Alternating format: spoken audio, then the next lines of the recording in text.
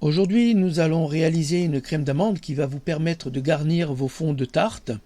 C'est une crème d'amande qui a besoin de cuire, hein. Donc, vous cuisez votre fond de tarte à blanc et après vous mettez cette crème d'amande et puis vous mettez des fruits qui doivent cuire, hein, si vous voulez. Donc là, on va commencer par sabler, entre guillemets, le beurre avec du sucre en poudre. Donc là, voilà, avec une spatule, j'essaye d'intégrer le sucre au beurre. Le beurre, prenez du beurre mou, hein, extra fin. Là, mon beurre n'était pas assez mou. Au bout de 5-10 minutes de galère, voilà, mon beurre commence enfin à se ramollir et à intégrer un petit peu plus le sucre. Voilà. Et donc là, je le bats à la spatule.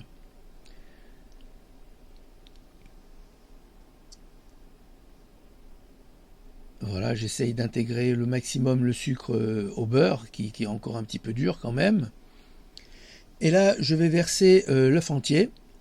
Et on va continuer à battre. Vous pouvez faire ça au robot si vous voulez, hein, mais sincèrement, vu la quantité, avec la spatule dans un saladier, ça suffit amplement, hein.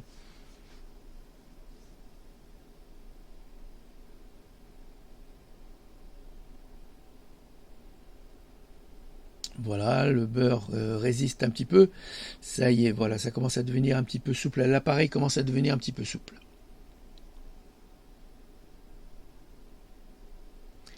Alors, vous avez le choix entre mettre de la vanille liquide. Moi, ici, j'ai mis 2 gouttes d'extrait d'amande. Vraiment 2 gouttes, hein. Lorsque vous mettez de l'extrait, soyez très très très très radin parce que c'est très fort et ça risque de changer le goût à la crème. Voilà. Ou vous pouvez mettre de la vanille liquide. Là, vous rajoutez de la crème entière ou bien du lait. Moi, j'avais pas de crème entière, j'avais pas envie d'ouvrir tout un pot pour si peu de crème d'amande, donc je me suis contenté de mettre un petit peu de lait.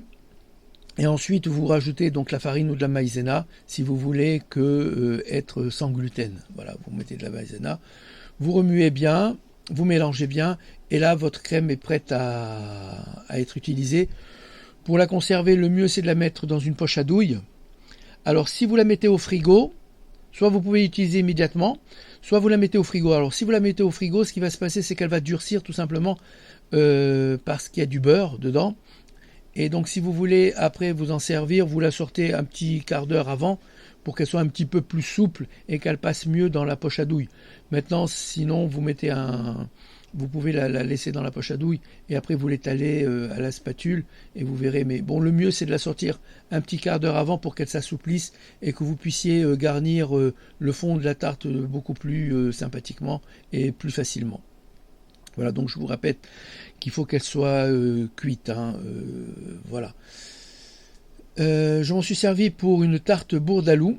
Tarte bourdaloue dont vous trouverez la recette bien entendu sur le site, sur YouTube, la saveur est une. Donc là vous voyez le fond de tarte est déjà cuit à blanc. Et là je vais garnir ce fond de tarte cuit à blanc avec la crème d'amande. Crème d'amande sur laquelle je viendrai tout à l'heure mettre les poires.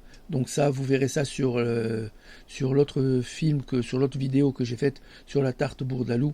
Là, c'est juste pour vous montrer un petit peu comment étaler la crème d'amande sur un fond de tarte cuit à blanc. Voilà. Je vous laisse. N'oubliez pas de liker, de vous abonner à la chaîne YouTube La Saveur est une. Et puis, je vous laisse regarder toutes les vidéos qu'il y a sur cette chaîne-là. À bientôt pour la prochaine vidéo.